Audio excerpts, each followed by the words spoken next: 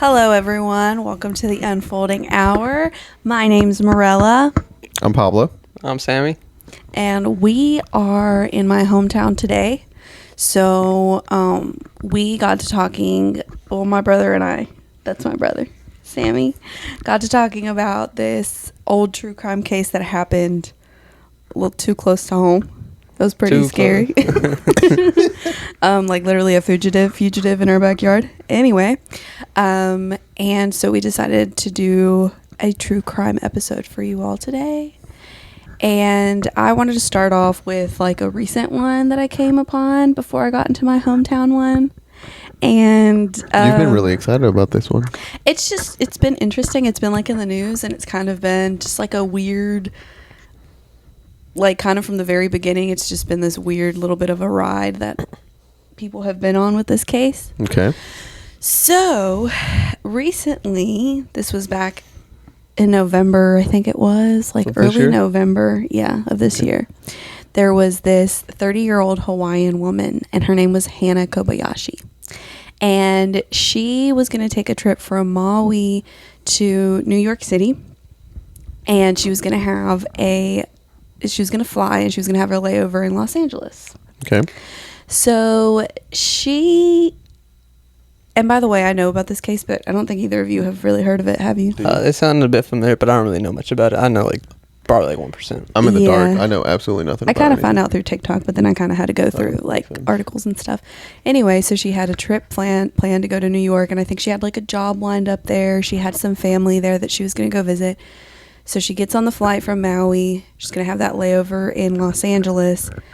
And just like a weird thing that I can't really find a whole lot of information on, her ex-boyfriend was also on that same flight. Like he was also going to go to New York, and he was in that same flight and everything. I don't think they were sitting next to each other or anything like that. But anywho, so they get to Los Angeles. He gets on the flight to New York City. She doesn't. So she misses her connection. She lets her family know. Oh, okay. And she is seen like on security cameras, like taking the metro to downtown LA. So this was November 8th. Okay. So November 9th, the next day, she's like in contact with her family, and she just tells them like, hey, I'm going to be around Los Angeles. I'm going to sightsee. I'm just going to hang out. And then that day she's seen at the Grove, which is like this shopping mall. So then, just hang out, whatever. Day after that, November 10th, she goes back to the Grove again, and she's like caught on video at like a Nike event. She posts about it on Instagram. Okay. And weird thing that people noticed is that they went to her Venmo, which I think at the time, I don't know about now, but it was public. And she sent money to two people that nobody knows who they are. Like her family doesn't know who they were or anything like that. So then... Wait, does it state what she sent money for? Or how much? I don't think so. I think it's literally just that she sent money. I didn't see that it because said it could be like a it. street performer or something. Remember when we went to like that's what Kansas I'm saying. City or so whatever? It couldn't be. It didn't have to be. But it was just like something that people like at this point they're like, why? In hindsight, they're trying to find everything they can. So she had landed in Los Angeles November 8th, right? So we're on November 11th now. And she tells her family like, okay, I'm going back to the airport. I'm going to get a new flight to New York. Okay. So her aunt told USA Today, she said that Hannah went and she spoke to an airline agent, but she never boarded a flight. She just went, she talked to them, she never boarded another flight. So during this time that she's like not getting on a flight to New York, and she's just kind of hanging out, she's sending like weird texts to her family. Mm-hmm. And even they're kind of weird. So according to Yahoo, one of her last texts to her family, she said, I just finished a very intense spiritual awakening. I'm heading back to the airport to get to New York City. I might need some help getting there. So this is one of the last texts that she supposedly sent, right? Mm. But before this, she was sending other weird texts to her family. And according to an article, so C.T. Jones with Rolling Stone said that she had sent messages to her family that didn't sound like her. And one supposedly said, deep hackers wiped my identity, stole all of my funds, and have had me on a mind F since Friday. She sent that to one of her friends. And then in another message, she said, I got tricked pretty much into giving away all my funds from someone I thought I loved. Okay? Her ex? Nobody knows. So then on November 12th, so she goes missing November 8th, right? So this is like all, like days. Yeah. November 12th, her family finally files a missing person report. And around this time, too, her dad flies to LA to help look for her. So then 5 days later, her sister issued a statement that said her family had seen footage of Hannah and she was walking around downtown LA, like the metro train station, on the night that she sent that last text to her family on the 11th. Okay. So then fast forward to November 24th. So this is going on since like November 8th, right? They're still like, what is going on? Where is she? What's she doing? Why isn't she in contact? Why is she acting weird?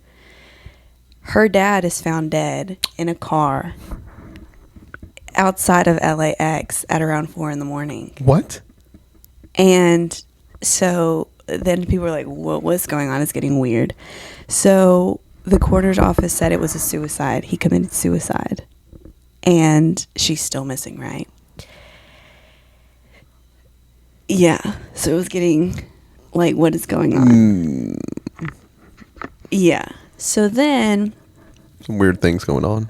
So in the days after this, so the LA Police Department and her family are a little bit like at odds about different things. Like LAPD was saying that she intentionally missed her flight to New York, and her family was like, no, that's not like her. She didn't intentionally miss her flight. So then earlier this month on December 2nd, LAPD had a press conference and they let the public know that they had obtained like video surveillance footage from U.S. Customs and Border Protection that showed Hannah crossing on foot into Mexico. What? I've heard about that part. Yeah. What? I've heard about that part. And they said that she was alone and that she appeared unharmed. So we're in this like weird, like this is all going on in the news. Like it had been in the news. So it was like, she's missing. She's sending weird texts. Her family's looking for her. They're putting up flyers. Her dad's found dead by suicide. Like all sorts of like, this is like going on in the news. Like this isn't something that's like after the fact, like you find this all out. Like in hindsight, like this was going on and developing. And then all of a sudden it's like, oh, she went to Mexico. When she had told her family, I'm going to go back to the airport. I'm going to New York. All these things, right? And she never got on that flight. And they have footage of her just walking into Mexico unharmed, no one else, just by herself. Yep. That's what LAPD was saying. What? So after that, her family was like confused and worried about everything, and they released a statement their attorney released a statement on their behalf. And they said, we want to sincerely thank everyone who has supported us during this incredibly difficult time, especially the volunteers and individuals who have gone above and beyond to help us search for Hannah. Your efforts and kindness mean the world to us. We remain deeply grateful for the urgency law enforcement has shown in investigating Hannah's disappearance and continue to hope she is safe. The search is far from over, and our family is committed to doing everything possible to bring her home. Learning just 2 days ago that Hannah may be in Mexico has only heightened our fears. It has been 22 agonizing days since we last heard from her, and not knowing where she is or if she's okay is heartbreaking. Like everyone else, we are learning updates through the media as LAPD has not been fully forthcoming in sharing critical developments. Could you imagine learning everything through like the media? Yeah.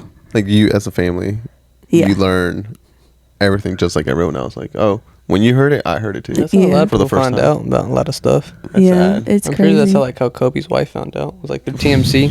TMZ. Yeah. That's crazy. Yeah, the family was like they were having like they were a little bit at odds with LAPD for some time. So then this was on December 2nd, I think, that they had that press conference. So then on December 4th, Los Angeles Magazine published an article titled, "Did Hannah Kobayashi secretly marry for money?" Right? So in this article, there's these alleged details saying that her mom, like I guess, was going through her stuff. I'm not sure, that she found documents that might have indicated that Hannah secretly married this Argentinian man shortly before she disappeared. So basically it was like, is there indications of this like possible immigration scheme, and that she had been scammed, into this marriage. So after that article came out, her family released a statement, and they said, "We want to stress that the family has not publicly announced any information regarding an alleged marriage because we did not have the facts or the necessary documents to verify the legitimacy of this information. The family has not confirmed the authenticity of the images or the accuracy of the information provided about a possible secret marriage. This is one of many leads we are actively investigating with the help of our attorney and investigative team.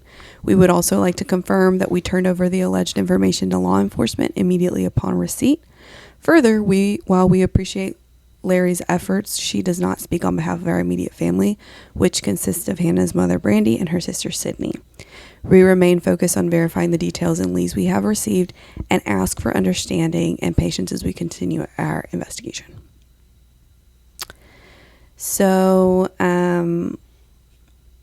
then basically after this, around mid-December, news broke that Hannah had returned to the U.S. What? And according to her aunt, she said that Hannah is focusing on healing, peace, and creativity. She also said that Hannah wasn't aware of all like the media frenzy that had been surrounding her case. And she's just back now in communication with her family. And I don't think it's really been said, like kind of what went down, yeah. So That's pretty much it. did she even know her dad committed suicide? I don't know. I read somewhere that she wasn't aware of that, but I don't know for a fact. Because I think LAPD had also said that she had posted something like before she had disappeared that she wanted to like disconnect from the world. Like they were kind of also making it seem like she had disappeared kind of by her own accord. Like she wanted to disconnect and be on her own. And they were saying that it was because I guess of clues they were getting, but also from her social media from the past that she had expressed like wanting to disconnect. So if she was disconnected, I'm assuming she didn't know any of that. Mm-hmm. But yeah. With her whole spiritual awakening. Yeah, but it was just weird. It was just a weird case and then her family had started a GoFundMe to like help find her and stuff like that, and a bunch of people had donated all this money, and I think I read that they were like giving refunds and stuff because I mean, yeah. So, but then again, I'm also like, I mean, they didn't know. Like it wasn't like like they still needed the money for efforts to find her, because even though she was doing it on her own, like her family didn't know that.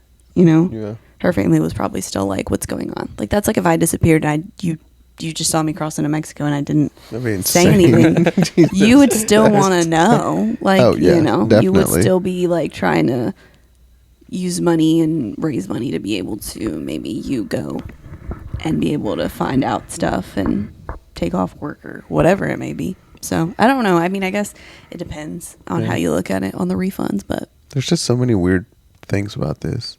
The ex-boyfriend being on the same flights. Yeah, I don't know what that's about. That's I don't know. weird. Maybe guys let me know if you guys know more about that, because I didn't really find a whole lot about that.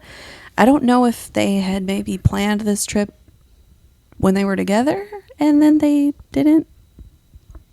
They broke up and then they just ended up. Did she have like a job interview or something lined up in New York? She had like a job. So, I think it was like a little bit of that's just a weird coincidence. And then there's a long layover and she misses a flight, but he gets on the next flight and she doesn't. Yeah. Decides to stay and has like a spiritual awakening and whatever that means. And then just goes to Nike festivals, gives Venmo money to random people, and walks over to Mexico. Can you even just walk over to Mexico?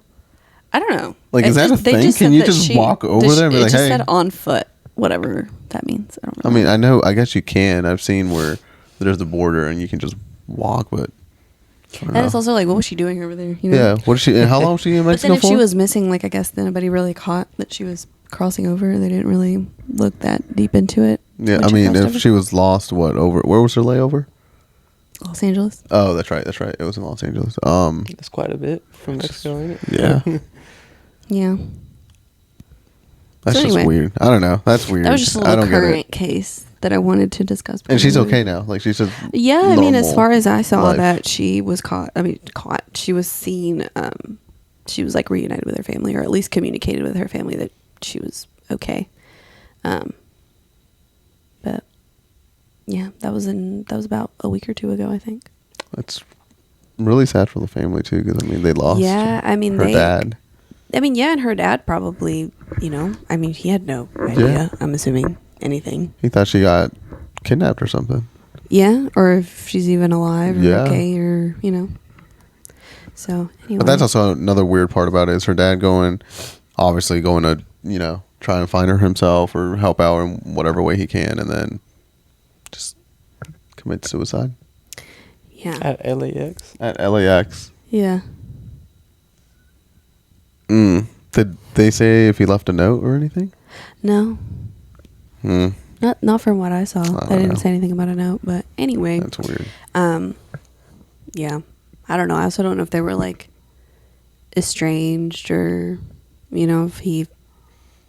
I think I saw that one of her family members said that he like died basically from a broken heart because he was, Aw. But But that wouldn't be suicide. That'd be a medical. well, yeah, but I mean, I guess they were just saying like that kind of might have led to that. the suicide. Yeah. I mean, I can see that. I'd probably be devastated too, but I don't know. It's just without him knowing if she was alive still or not, or Yeah. no real signs of her being hurt. It was just we don't know where she is. I don't know. Yeah. I feel like he came to a conclusion too quickly. Yeah. But Just speculating. I don't know. yeah. So then leading on to a little bit more of a, how should we say, a little bit more of a morbid case that was a little too close to home to me and Sammy to segue. Sammy, do you want to talk about how you first found out about the case or how you knew? Do you remember? How old were you? I think I was in 3rd grade. Crazy. So, like, I didn't really know much about it or how, like, big. I didn't realize it was, like, until I got older, I realized how, like, worldwide it was. Like, it was Yeah. big news. Like, I thought it was just some, like, local thing. Because, like, I've seen, like bank robberies and stuff. But it's, like, Yeah. that's local. Like, nobody knows about a Tupelo Yeah. bank robbery far out. So I didn't really realize that it was just big time. But I do remember seeing, like, on TVs and stuff, like, when we would go out to eat, they'd be talking about him. And I'm Yeah. like, I knew it was here, but, like, I didn't realize how close. Like, you don't really acknowledge when you're young. Yeah. You don't acknowledge how close it is to you. Yeah. And then also you probably don't know much about it because my parents probably aren't going to be telling us. Oh, right. They're going to be sheltering you about it. Yeah. 'Cause I mean, it's not really much I can really find out. Like, I'm a little kid. Like, I don't really know That's much true, about it. yeah. Like, Yeah. So the case we're talking about, and kind of like, we'll go back and give the background, but when I was in high school, I was a sophomore. News broke out that there was a guy on the loose, very close to home. It was like, like a town over, maybe? Kind of? A little bit? Like in the rural area? I mean, that gas station, like, pretty close to it. Yeah. And I've seen that gas station. yeah, you stayed one time when you came to visit us. You stayed It's like not that right. far I seen an near. Airbnb like right across from it, didn't I? Yeah. Yep. So this guy was on the run, and I think he went like 2 weeks without being captured, and he ended up being like on the FBI's top 10 most wanted. That's crazy. It was wild. So anyway, to give background on that, because I don't even know. Do you know the full story, Sammy? Kinda?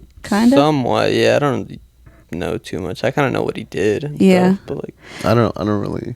I don't think you know. I don't remember. You might have told me back when you told me that I was staying in an Yeah. Airbnb across the street from that gas station, but I don't remember. Yeah. That was years ago.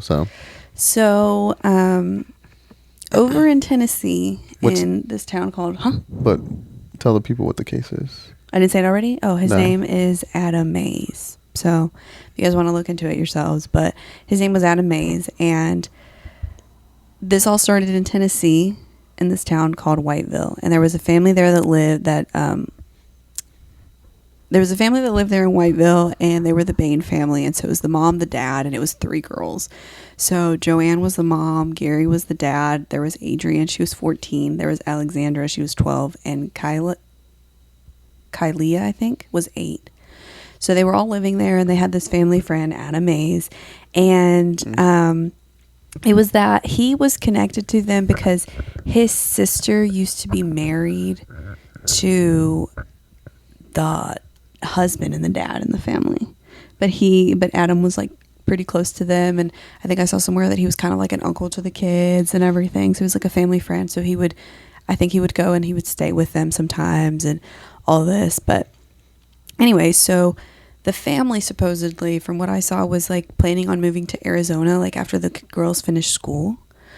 But then on Friday, April 27th, 2012, so this happened in 2012. I think I was 16 maybe. Yeah. The mom and her daughters were reported missing by the husband, so the girl's dad. And they actually found the mom's vehicle was found abandoned. And what happened was that Adam like lured the mom into like the garage, and he hit her with like, I think it was like a plank of wood or something, and then like choked her with some rope around her neck. And then I think he smothered the oldest daughter. So then he also had help from his wife. I think his wife was around at that time. What? And he had actually she had taken the daughters like on the two youngest on a drive. And when she came back, she said that he was already like in the front of the house with like the bodies like in a tarp. So, and all this stuff comes out like after this testimony that the sister gave during her preliminary hearing, because she was also not the sister, the wife. Sorry, I think it was the wife. The wife was charged with murder and aggravated kidnapping because she helped him. What is this, like a modern day Bonnie and Clyde? Yeah, pretty much. But so during her preliminary hearing, that's when a lot more information came out about the killings. So, like I said, she was charged with 2 counts of first-degree murder and 2 counts of especially aggravated kidnapping. So, according to her testimony from the hearing, she told police that he had an obsession with one of the youngest daughters, supposedly, and that he had supposedly been like planning the crime for over a year. And she said that she helped him with the kidnappings, and that his mom, so we'll get that to the part later actually, but his mom was also involved in it. She was also charged after the fact. But what? Yeah. So anyway, so he kills the mom, kills the oldest daughter. The wife is also around. They stuff the bodies in the trunk of the car. They bring the 2 girls, right? And they drive over to Mississippi because he lives here in Mississippi, like really close to where we live. So he gets here and he does 2 shallow graves behind his house, puts the mom and the oldest daughter in there. And he is actually caught like on gas station footage, which is the one that you stayed near, that because he used to have like, at the time he had like long hair, and I think he had it like in a ponytail sometimes, and he cut it like really short. So he was caught on video with the short hair. So people were like, I think at that point, like they were circulating that video showing that he was on the run and that he looked a certain way now. And if you look up a picture of him, he's very scary. My parents didn't seem, when I showed it to them back in the day, they were like, he just looks like a normal guy. I'm like, no. Does he look like a normal guy? Do you think he looks like a normal guy? I don't really remember. I kind of remember what he looks like. I haven't seen him. He does not. I remember he haunted me in my dreams like that whole time. Oh, yeah. Yep, I do remember him. Yeah, he was scary. But then that one. Oh, no, that one is scary. That one was scary, and my parents were like, we'll put up a picture so you guys can see. But he used to have the long hair, and he cut it, and he was seen like on gas station footage after the fact with the short hair. So then they were on alert that he had short hair now. But yeah, he brought the bodies back to Mississippi. He did the 2 shallow graves, and he put the bodies in there, and then he was basically on the run with the 2 girls like in the woods for like, I don't remember how long, but it was like days. Like I remember like going to school and people would talk about it at school, and I remember driving, because at that point I drove, and I would drive through like some wooded areas, and I'd be like, oh my gosh, what if he literally is like right there? Ooh, that's scary. Like, it was very creepy. And I was like 16 years old, and I was like sleeping in my parents' room because I was like, there is absolutely no way that I'm sleeping, even though I was upstairs, so I was probably more safe upstairs than downstairs in my parents' room. But it was quite possibly the scariest thing of my life. But I was like into the case. Like I remember the FBI had like a press conference, and I made my dad take me to go see it. Really? Wait, Yeah. what? Like here? Yeah, it was Oh my at the God. is at the middle school, Sammy. Really? Yeah, it was What? at the middle school. Like, you know how they have a little park back there Yeah. where you go for PE? It was there. And I remember my dad took me. I did not know took that. me. That's hilarious. I don't know if he You would do remembers that. that. Yeah. You really would. Yeah. So he killed he killed the mom and the oldest daughter. yeah. How do they know it was him? So he, if I remember correctly from what I saw, is that they knew that he was like a family friend, and then when they found out that they found the bodies or whatever, so according to the sister too, that he had drugged the dad, so he poisoned him, so he would be like kind of unconscious, I guess, when this was going on. I'm not really sure, but that's what she said, I think, in a letter to police later. But so he reports them missing, right? Because at this point the bodies aren't even there, but I think they found like some sort of evidence that they were probably dead or something, or that they were at least kidnapped. And so they try to talk to Adam Mays, and he, I don't know if he had like agreed to talk to them and then he fled, or if he just flat out fled. But then that's kind of what set like red flags, like going up, that they were like, and then I think from there they kind of tried to talk to his mom and his wife, and they kind of started talking a little bit. But at this point, like, he's on the run, like he's in the woods, like with these two girls. And Wait, he took the two little girls? he took the two little girls with him. And I they don't were know. He like, took the other two girls with him. yeah, he did. They were like in the woods. Oh my God. And so when they found, so the way they found them was because I think it was the Mississippi Highway. What is it? The Mississippi State Police? I Highway, Maybe think Highway so. Patrol. Something like that. Yeah, Highway Patrol. Yeah. They like spotted like a little girl like looking over a ridge, something like that. So then that's how they like went up to them, and they had them all like on the ground, I think, and they Adam actually got on his knees and he pulled out a gun and he shot himself. So he killed himself, but the girls were like hadn't drank water for like 3 days.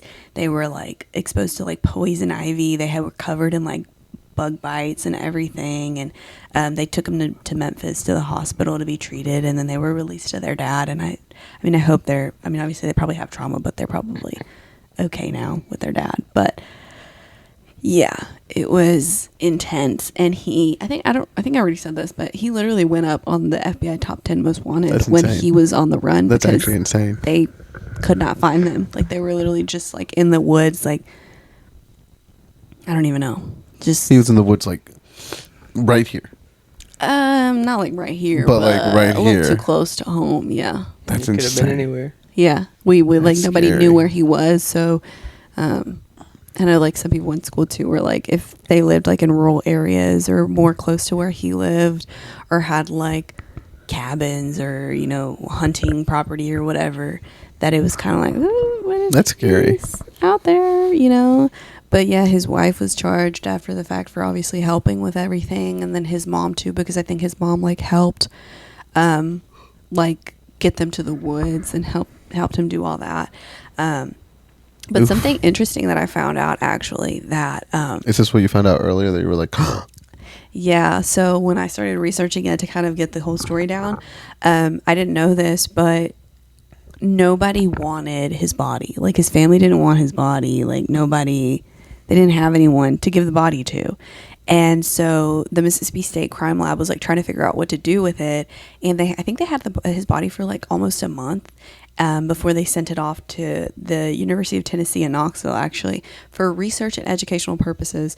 But his body like wouldn't be identified to students. Like, they wouldn't know it was him. Like, I think the bodies that they do research with or whatever, or studies on, they're just like numbered, so they wouldn't know it was him. But yeah, his family didn't want the body. They didn't know what to do with it. They were like, what do we do with it? And they ended up donating it. So it helped. It was a good cause, I guess. But well, yeah, it was yeah. it was a crazy case. Like, actually, I mean, I feel like I kind of looked into as much as I could, but it'd be cool if somebody went like really in depth with it. Like a true crime podcast or something. Yeah. What happened to his house? Do you know where he lived? Yeah, actually, Wait. my friend and I, we were crazy and we drove over there to see it. It's like a mobile home. Who? I don't know if it's still there. What'd they do with the bodies? Did they leave them there? Did they dig them up or?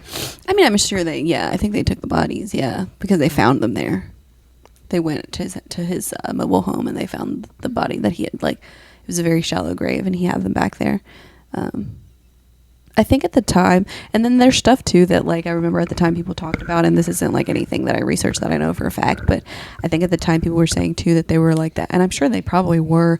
The FBI was like knocking, or the police or whoever was like knocking on all of his neighbors' houses and was like trying to talk to people and see if they had seen anything. And, Right. At the time too, I mean, I saw a couple of things that the wife had said that he was obsessed with like one of the girls, but I remember like in high school too, like just rumors that would spread around that that he was like basically playing house with the two younger girls. Like I think he liked one of them or something like that. That's sick. But those were also just rumors. Like I don't know the extent of that, but yeah, it was a scary time. Like I remember being like, this dude could literally just show up at her front door. Even just backyard. like going in a house maybe just for food or something, like if they've been on the run for so long. But that's pretty much it. That's pretty much all I've got. I don't remember that he shot himself. Yeah, he killed himself. Or that he had the two little girls with him. Yeah.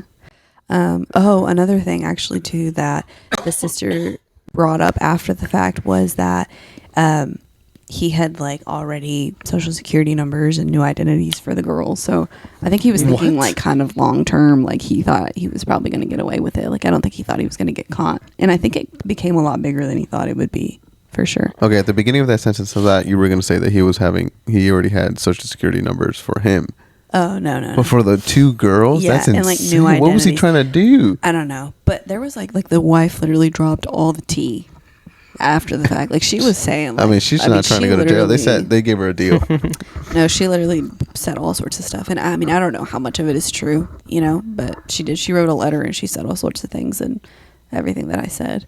But yeah, it was wild to have that case so close to home. And especially me, that I get so traumatized by true crime. I love true crime, but I'm like very scared of it. So I was like 16 years old and sleeping on my parents' room on the floor. Kind of reminds me. I wish I actually did a little bit more research about it, but this isn't the story that I'm going to talk about, but there was a back home in Virginia, kind of recent. It was 2015 or 16.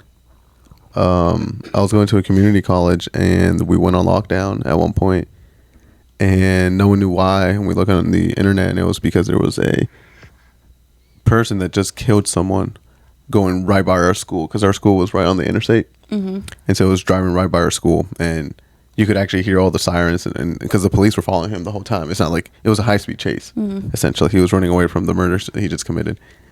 And I don't remember exactly what happened, but he was a disgruntled employee from a broadcasting news channel, and they just fired him the day before, or he was trying to get a promotion. They denied him, something like that. Mm-hmm. And so he went where they were shooting live a newscast about something. I don't remember what it was. And he goes live in person, just pulls out the gun and shoots them right there on live TV. Great. Yeah. Oh and my gosh. he took off and he went down. I remember you telling me Yeah, he like took off and he went down the interstate. I don't remember where he was headed. He was kind of headed towards DC.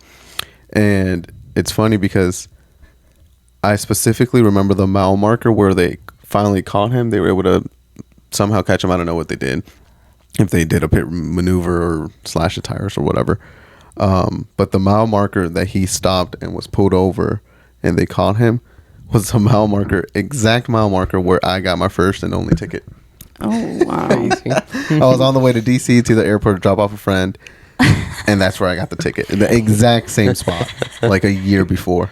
Oh my goodness. But yeah, I wish I did more research about it, but that one was crazy. Or it also reminds me of when the DC sniper, you're probably too young for that. It was around 2001 or 2 after 9/11. Yeah, it was it was right after 9/11. There was, do you know about it, the DC sniper? Have we seen a documentary about it? I think we listened to a podcast episode about it. And my dad would always be like, "Oh, we got to be careful because he's in the area." Because I mean, we were an hour and a half from DC, and no one knew where he was. He was on the run. After he already committed all the murders in DC with the sniper, he was on the run somewhere, and we didn't know. And our interstate connects to the interstate that goes to DC, and so everyone was on like full alert all the time. I remember people in school were talking about. I mean, I was like 5 or 6, but I still remember people talking about it at school. Like, be careful. I think we actually had a curfew until like 8 or 9 p.m. No one could go out after that That's terrifying. because of how dangerous it was. That's terrifying. Like, I feel like every time before the Adam Ace thing, I was always like, oh, nothing like that ever is going to happen here, or, you know. Yeah. And I guess he didn't commit the crimes here, but, like, him being on the run here, like, I mean, I guess he kind of did. Like, a kidnapping and being on the run was all here. Like, literally less than 30 minutes from our house, everything.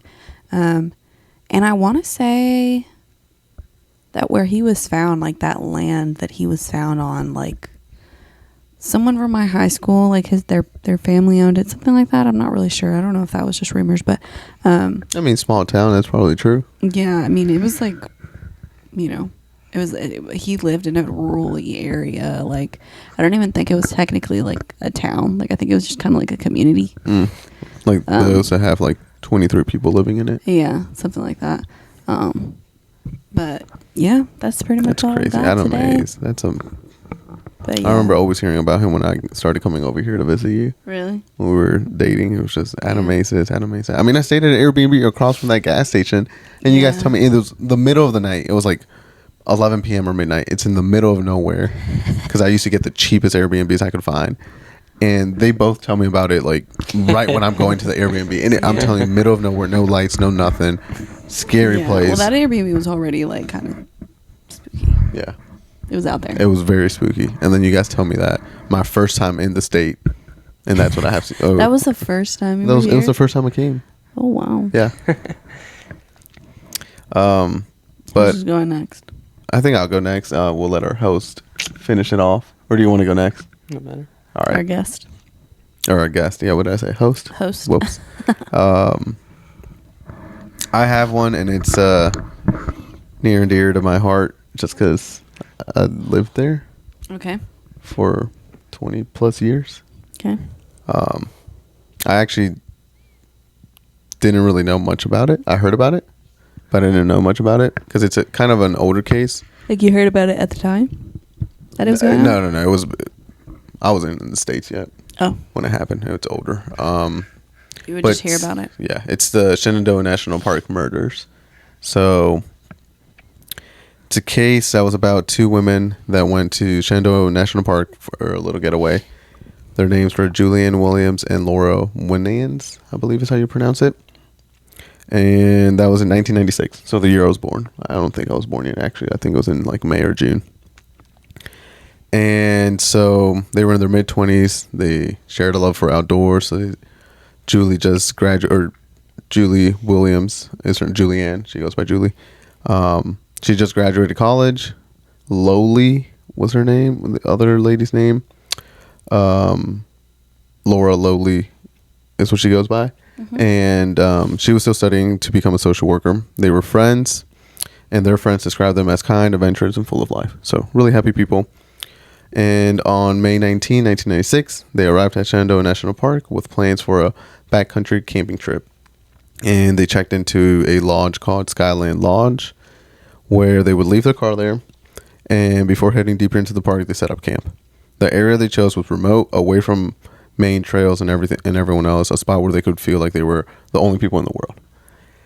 And over the next few days, they hiked, explored, and spent time together. Witnesses later reported seeing the women on the trails, laughing and enjoying each other's company. The women, aka Julie and Lori, they even called their family members to let them know, hey, we're safe, we're having a great time, just trying to give you an update of where we are. After some days? Yeah. And their last known contact was on May 24, when Julie spoke to her father.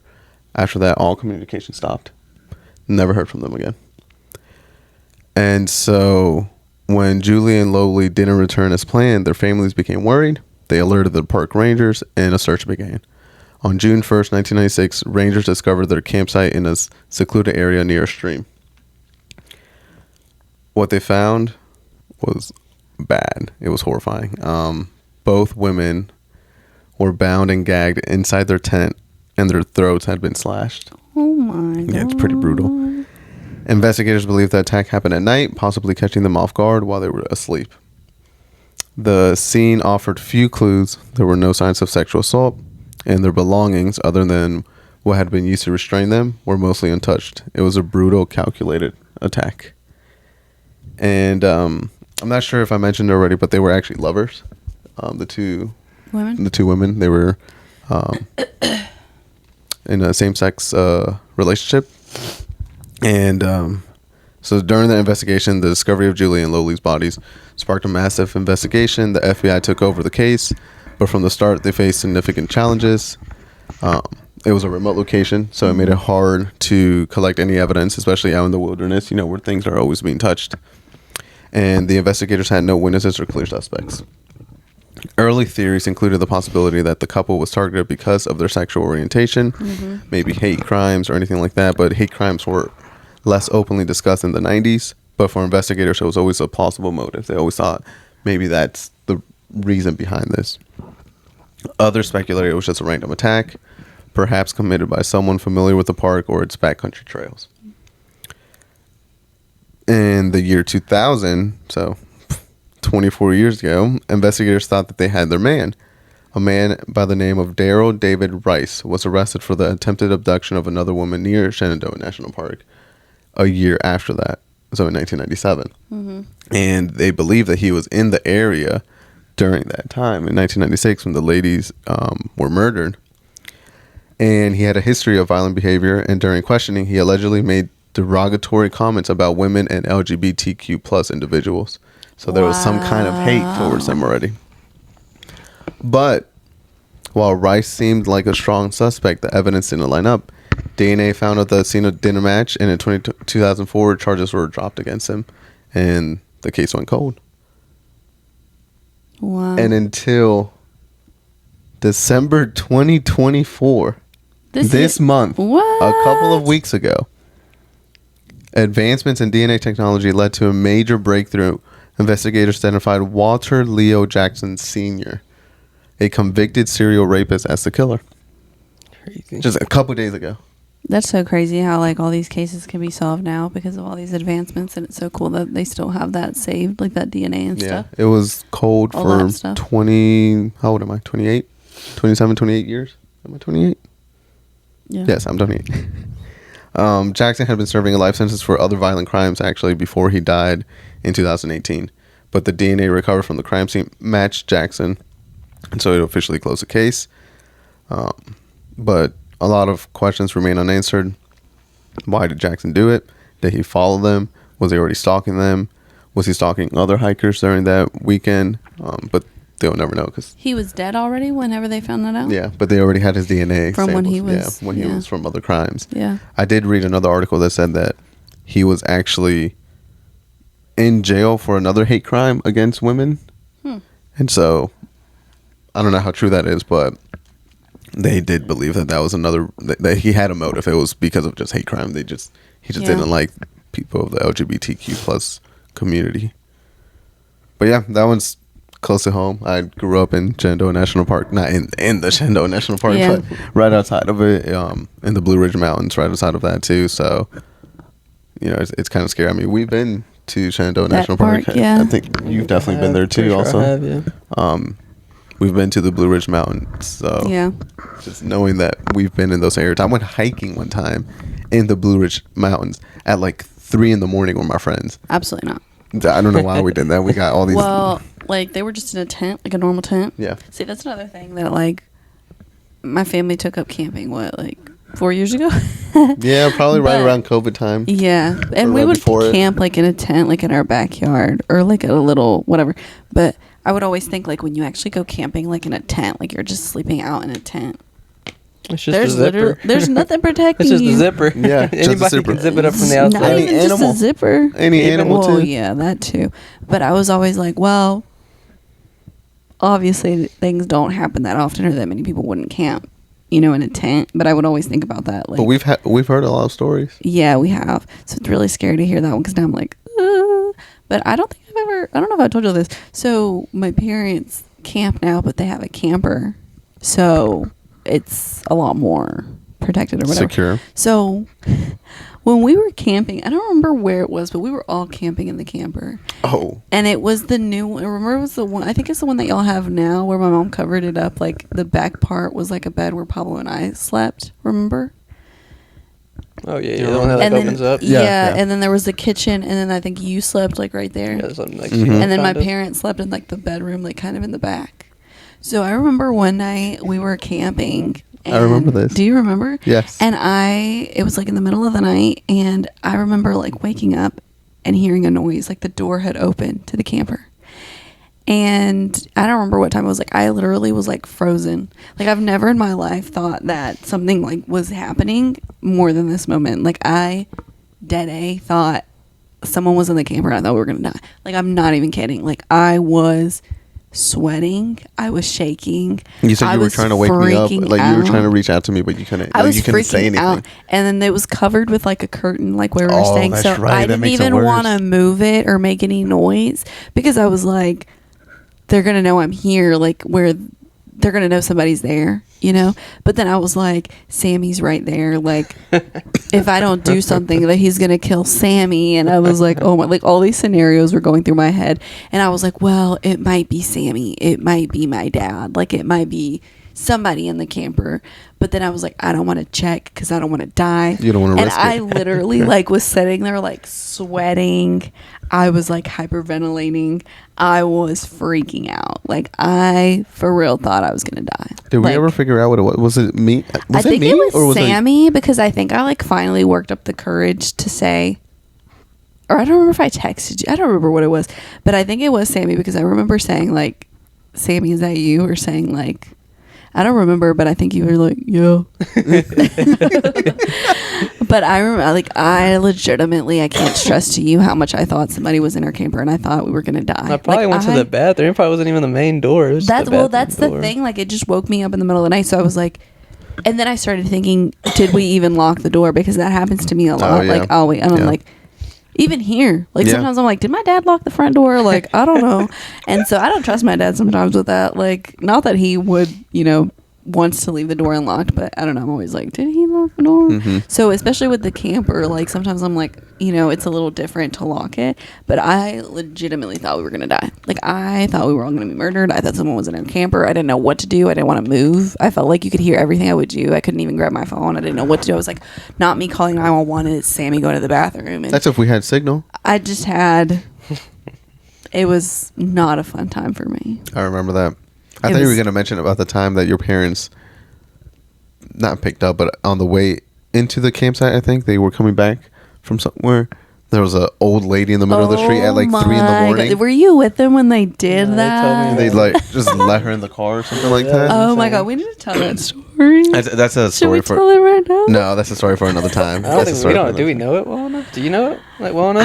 I don't know, like, I think I do, but I mean, we could get probably details, but stay tuned for the time my parents picked up a hitchhiking old lady in the middle of the night In the middle of woods, nowhere. in the middle of nowhere. I picked up a stranger the other month in Oxford. No, you didn't. Wait, Sammy, no, you what? didn't. Are you being for real? Yeah. By yourself? Yeah. Why? I don't know. So I mean, I was Wait, Sammy, you're being for What? real? yeah. oh my I'm talking god! about I was parents. feeling Do you know what nice. parents know? No, I don't think so. Sammy! Wait. Who was it? A man? His name was what was his name? They called him Black Santa. He worked at the Sammy. He worked at the Absolutely not. what's it called? Absolutely the not. buffet at the Where? on the campus.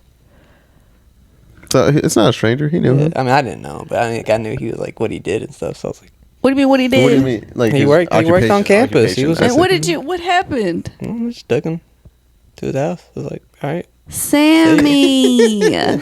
He trying to be a What nice are person. you doing? Did you anybody mean? know you did that? Yeah. Who? I was on the phone with my cousin, Jayreen at the time. I was on my phone. Like I was talking to her. I was at the gas station. I was like, hold on, like, gotta take this guy. So somebody knew. I was like, I'll call you back in a What was minute. she gonna I was do? like, if I don't call you back, then oh well. Did you really? You told her that? No, I didn't tell her that. I mean, I knew that was gonna happen. It wasn't gonna happen. Like, come on now. Like, Sammy. That's nothing gonna hilarious. happen. That is hilarious. Sammy, don't you ever do that again. I Crazy. swear to God. Not you being a news freaking. We're not us finding out you're dead through the news, like you Crazy. said. Do you approve of this? I mean, if you see someone that needs help, you help them That's what out. I'm saying. Absolutely not. I could- Absolutely not. Helping people is for dead people. He said he got hit by a car. Oh. Yeah, he had got hit by a car before because he would walk, like he walks like around and stuff. Oh yeah. Why did he ask you? Cause he was late, and he was like, "Oh, she gonna get mad at me again?" This and like, I don't want to walk no more. Like, I got But, hit like, by why a car. didn't He he like showed me approach like you? the dent. Well, he went to somebody else, And they and said they were no. like, "Yeah," they're like, "No." And I Like, was like, 'cause I they're was finna smart? leave. Like I was about to close the door, and he's like, "Goes, hey, hey, hey." I'm like, To your door? To your car door? "Yeah." I mean, he would've didn't like run up to me, but like he like come up and then like say something. I was like, "I guess he's gonna ask me for some dollars." It's like, Sammy. Did he pay you for it? no, he ain't give me nothing. No he said, gas but money? he said he would give me free food if I went. I ain't never go. Hey, no, that's worth it. Order some free food. Oh my! I can't believe you did that, What? It's Southern hospitality. Sammy. That's what I'm saying. You remember when we blew a tire and just random people came up and they were like, "Hey." Sammy. Crazy. Oh my! I'm shook. Sammy. That's so out of I character thought we too, raised though. you better than that. That is out That's of not a character. good thing to do. Yeah, that is a good thing. Sammy. That's not a good thing to do. I'm so shook right now. I hope somebody gave me a ride. Let us know in the comments if you think if you're on my side or Sammy's side, because I think that is the craziest thing I've ever heard in my life. Would you not hope somebody gave you a ride? No, What if you got hit by a car already absolutely not. and had a fat dent in your leg? No, absolutely not. Oh my goodness. Absolutely not. Absolutely not. Absolutely not. You don't know that man, You don't know me. right? Because you look like you're gonna do something. Why are you assuming what he looked like? I don't know. I mean, if he's brave enough to ask somebody for a ride, I feel like he doesn't really care. I don't know. Anywho, Anyways, I'm just in the middle of this. I don't know what's going on. Sammy. Let's close it out with Sammy's story. I know he said he has a story. I want to story hear it. kinda He said flash. it's kind of That short and was his sweet. story. That story is crazier than anything he's gonna say. Oh my It could- god! he's saying that could have been a true crime story. Absolutely not. Definitely not. I'm No. telling my parents. Crazy. No, my story kind of like, I don't even know. I just didn't know what to find. It's not near me. Has nothing to do with me. It's just a story I found. I saw it on TikTok and I was like, you know what? Why not? I mean, TikTok is the best source of That's what I'm information. saying. This is the most Sammy thing. Yeah, so this is back in like 2020. I think it was in 2020. Yeah. 2020, there was these 6 teenage boys. They had a sleepover. They had 6? Yeah, 6 teenagers. I think one was 18. There was like 3 16-year-olds, like a 13-year-old. Now I don't remember. I think the other one was like 15, something like that. But yeah, Okay. they had a sleepover. And then they dared to go ding dong ditch this guy's house. Yeah. So it's like, okay, so they go ding dong ditch. And the guy, he gets like really mad at them. Like really mad. Like he goes up, like he like chases up after them. And they like get in their car and they just take off. In their Prius. Yeah. They're pretty. Their Prius. Out of all things they're gonna And take then- off in. Yeah. And then this guy, he gets in his Infiniti Q50 2019. Crazy. He just bought it. He don't even get to use it no Yeah, more. you're right. He had it for a year. So he got in it and he Crazy. started chasing after them. And he would hit him. He hit him one in like the side, but he didn't really like do anything to them. Like with the car? Yeah, he like hit him with the car, and he Crazy. didn't really do anything to them. So they kept on just driving. They're like trying to get away, and he kept on just hitting them. With the car? Yeah, like with the car, trying to like make him like just like stop them, and then he reached like 99 miles per hour. Like, my that's God. like what he reached, and he said, and then like at the end, he just like he had enough, and he just went and he just hit the car and smashed them into a tree. Like they went to a tree, and he killed 3 of them. 3 of them died, Oh my gosh. and then he just went back home. Didn't tell anybody. He didn't report the crash or anything. He just went home like nothing happened. What? So then- Where was this? Riverside County, wherever that is. I don't know. That was in California, but actually. What's that? That sounds like California. Yeah, California. It's California Okay. news. Los Angeles news, California so news. probably it Wow. probably is that. Oh yeah, my yeah. God, that is California so man. sad, So then too. he just went back home and like nothing happened. And the way they found him was whenever they found the kids, they like since he was hitting them so much, his Yeah. front license plate fell off. Jeez. And, like, they found it, so they're like, okay. He left it there somewhere. Yeah, because he didn't know. Well, Like he he didn't didn't know know, that. Like yeah. he was just hitting them so much that it fell off. Yeah. So they found him. They're like, okay, well, this is probably correlated. They went to his house. They found him, and he was like 12 beers deep, like before driving. Like he was like Oh, really drunk. Crazy. And so they take him in, and he does like a testimony, and he says that he claims that, I don't know how much of this is true, but he claims that the kids came up to him, they knocked on his door, they like ding dong ditched him, and that one of them mooned him, like turned around and like mooned him. Yeah. And he said that By mooning, that, he means they pulled their pants down and showed their buttocks. So then he claims that he thought that they were like sex offenders. He thought that like they were like a sex offender. Which I don't know, like I feel like he's just making, like a lot of people think he like made up some stuff so that he could like get out, and so make like he- he was trying to defend himself and stuff. Yeah. To make them look bad too, Yeah. probably. So then he says that they did that, and that he said that he was like trying to protect like his wife and daughter in the house. So then he like went after them, but then again it's like, To what degree? Yeah, no. To what, like they what are already you doing? left, and like yeah, he they're chased Yeah. after, You're like right. that was just like too much, and it turns out that he was already like facing other charges. Like he had like domestic violence case. Dang. He had misdemeanor charges of spousal battery, child endangerment. Oh my. Jeez. So yeah, so the So guy not a ended good up person. being like, yeah, he was not a good person, and he said that he was like extremely mad about the prank, and that like he was trying to protect his family supposedly. That's insane. Trying to protect his family, then he has all these charges where he's Right, like, where he's the one causing harm to Yeah. To his his family. family. Jeez. Yeah, but he chased after them. You said this was gonna be whack. What are you talking about? This It's is just good. short. It's just That not very was- long. It's Yeah. not very Yeah. interesting. What We happened? know what It's good. happened. He got life without parole. He got life without parole. Yeah, without parole in That's good. 2023. That is so sad. I mean, I don't think I would ever ding dong ditch. I feel like that's a little too brazen for me. Oh, I've done it multiple times. When I That was is a little younger. too brazen for me. But I Multiple hate times. stories where it's like kids just Being kids. even if it's dumb things that you're like, why would you do that? That it's still kids being kids, and it ends so badly. Like that is so sad that they died. Like Mm-hmm. just because they were being like, I mean, they weren't probably, you know. I don't know that I would want my kids ding dong ditching, but then it's like at the end of the day, it's like a kid thing, and for it to be to the point where 3 of them die, that is so sad. I can't even imagine like just having like a sleepover, and you know everybody's had sleepovers where you know they're like a little dare, you know, whatever. Maybe not to this extreme where it's like ding dong ditch or whatever, but Well, ding dong I ditch don't isn't think even anybody anything would- extreme. You're just well, yeah, but I mean, it's still at the end of the Playing day, it's around. like going to somebody else's house and you don't know what, especially nowadays, you're like, you don't know what people are capable Yeah, of especially because nowadays. people are crazy, but whoa. Billy Currington's at her best. This is also like Crazy. another dumb thing he like claimed in his testimony. He was like, he said he didn't plan to crash into the Prius, and that he didn't stop rear-ending them because he thought he didn't injure any of them. What? So he kept on doing it. So, So in he his thought, mind, so he's saying I wanted to injure them. Yeah, I just thought that I but wasn't doing it. He said he says I didn't plan to crash into the Prius, but then says I didn't stop ramming them because I thought nobody was injured. I didn't realize anybody was injured. that makes no sense. So he basically What in the countered. world? Did he have a lawyer, or is he just trying to defend himself? lawyer? Because he needed a lawyer. That dude's just saying things. Oh my god. I remember I ding dong dished on a sex offender's door. And On purpose? Yeah, when we lived in. You the knew he was a apartment- sex offender? Yeah, we all knew he was a sex offender. We're like, let's go mess with him. Crazy. Right, because that's smart. Yeah, I know. And we went and ding dong ditched, and he actually stole my bike. And we saw it in our in his balcony. He lived on the first floor. After the fact? I don't remember when it was. Somewhere in this timeline.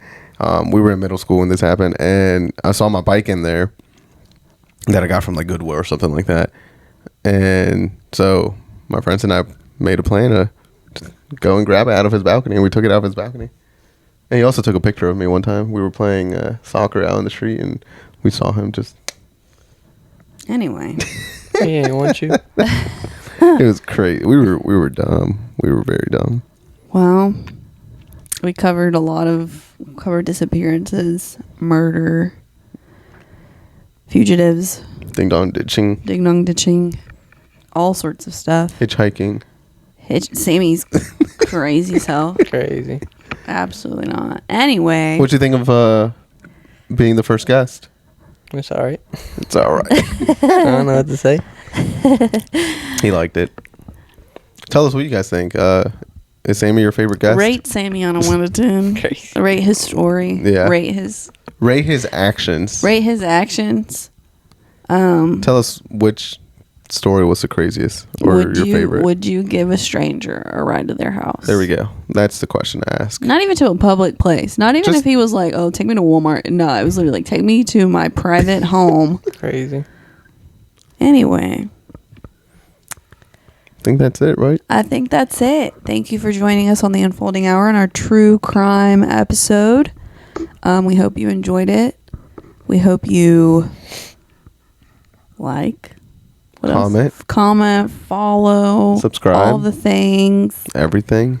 And we'll see you guys next time for our next one. We don't have anything planned yet. We're gonna do a little bit of brainstorming. Yeah, I mean it's been the holiday season. Things have been hectic the last 1 or 2 weeks for us, so it's been a little rough. But got to give the people what you want. We'll get back into it. We'll get back into a routine of things and try to post on a certain day every week. Yeah. Or maybe even twice a week if we can. So we'll see you guys next time. Yep. See you guys. Bye. Bye.